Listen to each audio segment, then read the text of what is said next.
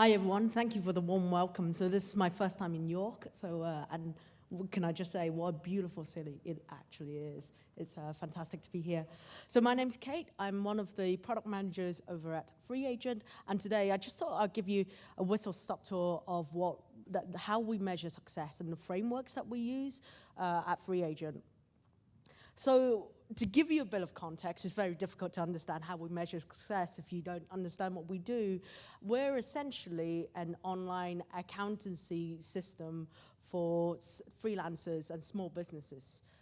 And essentially, the co-founders of the company were freelance web designers and developers, and they kind of when they started their freelancing business, they found that there was a lot of spreadsheets trying to do their accounts, trying to do their books, and they just thought, wow, there must be a better way of doing this.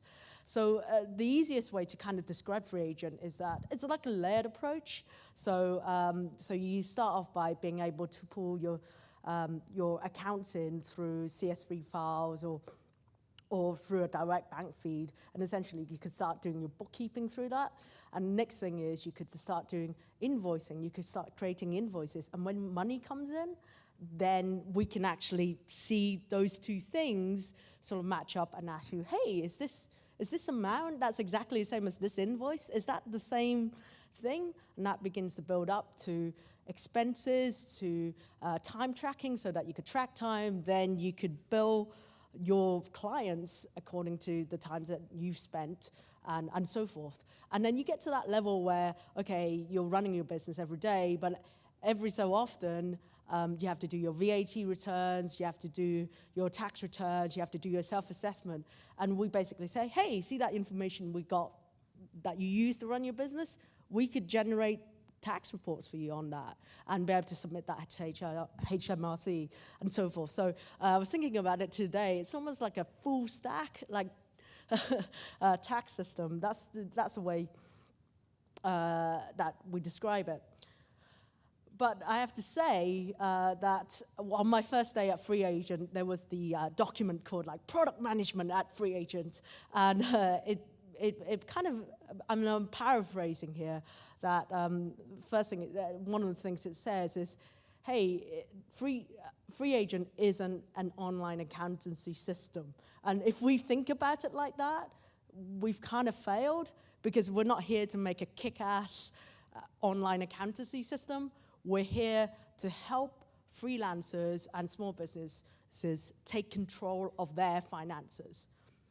And what we mean by that is that there's a real, and why we define it like that is that there's a real kind of emotional and a part of that, which is about the anxieties around setting up business or running your business on your own.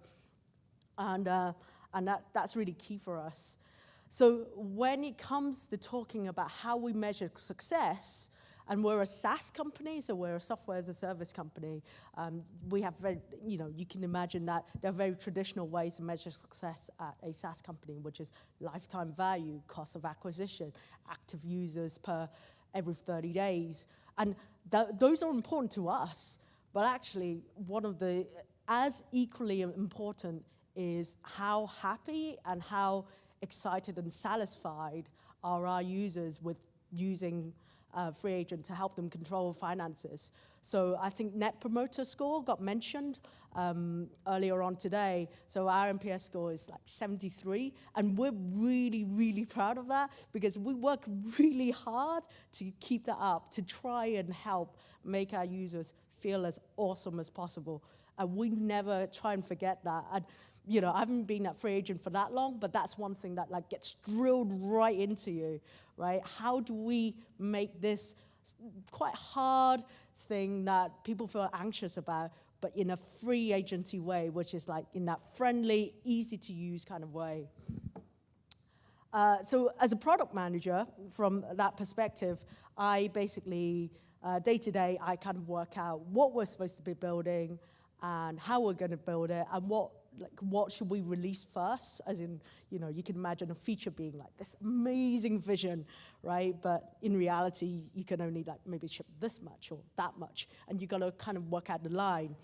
And when when we think about like what we should build, there's a cost associated.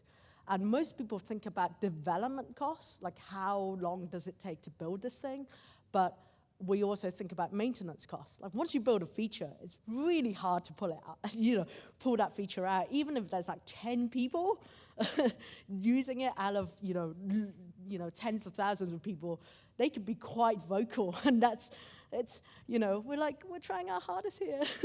But, there's a high cost associated with it. You've got to think about it. And the way that a couple of dimensions we think about it is how many users does it affect on one hand?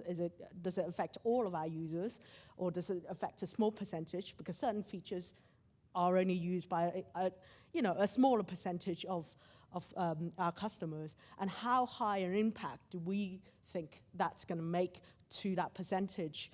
And then so obviously you want something that affects all of your customers, that's high impact for them in a really good way. But it's quite nuanced, it's quite challenging to think about how we do that. And also the other thing is about effort, how much effort is involved. So all of those things are kind of ways that, things that are going in our heads when we think about what to build next. And for every new feature, or even when we're developing redevelopment old features, we use, at the start of the spec, there's a little table, and that table is around this, we use a heart framework. So we define the goal of the feature. What are we trying to do? So we didn't invent this framework, but Google actually invented it. So I'm just going to give you a really quick chat about it. But I would urge you to look it up, because I haven't got that much time to talk about it. So essentially, happiness. So we think about user happiness. So is this feature going to help your users be happier? And the way that we measure it is via like NPS, or whether it's visual appeal or perceived ease of use. Engagement is about level of user involvement with the product. So a lot of the time it's about like how often are people using this, or how much are they using it. Adoption is an interesting one, because when you think about feature adoption, it's quite hard to define. So let's say you built a new feature inside your product. So how do you define when someone has adopted that feature? Is it the first time that they use it? Is it the second? Or about the third? Maybe they were just trying it out. Like, how do you define actually when someone has switched? And we were talking, Matt, about invoicing earlier on, and he was telling me about how they used to do invoicing one way before they switched. And it's that point of switching where someone uses our product on that feature on a systematic basis. How do you measure that? It's really interesting. And also that ties in with engagement as well. So we think a lot about that when we're defining what's important. Retention, of course, so again, the number of users that come back to our product all the time over a particular time. So normally it's 7 days, 14 days, 30 days. And task completion, which is much more focused around like traditional measures of usability. So time to complete a task, and percentage of tasks completed, the error rate. And that's much easier to measure like in a lab situation. But yeah, so it's actually quite interesting when you think about, so one of the experiments I was looking at was, how long does it take for someone to create an invoice from start to scratch? From scratch. So when do you define the endpoint, and how long does that process normally take? Do we ask them to do like extra stuff and pull them back? And like, how does that user journey flow through? So I'll go really quickly. The way that we would use this is we would define a goal, like normally 1 or 2 goals based on happiness, engagement, adoption, retention, and task success, as in we pick one of those categories. We don't list them more. And then from that goal, we look for signals. We think about what signals would signal that goal has been achieved. And then we think about metrics, because one of the important things is a lot of people kind of define their goal through existing metrics. So someone will say, hey, we want this feature to increase our traffic to the site. Well, yeah, everyone wants you to, that's not a bad thing, right? But actually, what is that thing supposed to be doing? So that's the HEART framework. I'll quickly talk through two other frameworks that we use. One is OKRs, which is objectives and key results. And essentially, at the start of every year and at the start of every quarter, what we do is the company, the exec team, defines the company objective and key result. And the idea is that these aren't task lists. So here's the big objective. Here's the key results that we want to see as a result of that objective. And it's up to them, filtered down to the teams and the individuals, about how we reply to that, what are the things that we would do. And it creates, it's first place where I've done this, and it's amazing because it gives you so much autonomy and it trusts you. It's almost like a contract between the company and you and your team to say, hey, this is what we want to do. It's up to you how you make that happen. And the second really powerful thing about OKRs is that, so there are company OKRs, team OKRs, and then there's personal OKRs. And when it comes to personal OKRs, they might be things that happen in the company that no one's owning or you think could be better. And you have the freedom to say, I'm going to make that one of my key objectives this quarter, and the company will give you the space to do that if they agree. It's really cool. And a second framework that I really, really would urge you to look at is jobs to be done. And the idea around jobs to be done is that someone hires you, as in someone hires the product for a particular job. So I'll give you one example, and then this is my last slide. So we're looking at time tracking on mobile.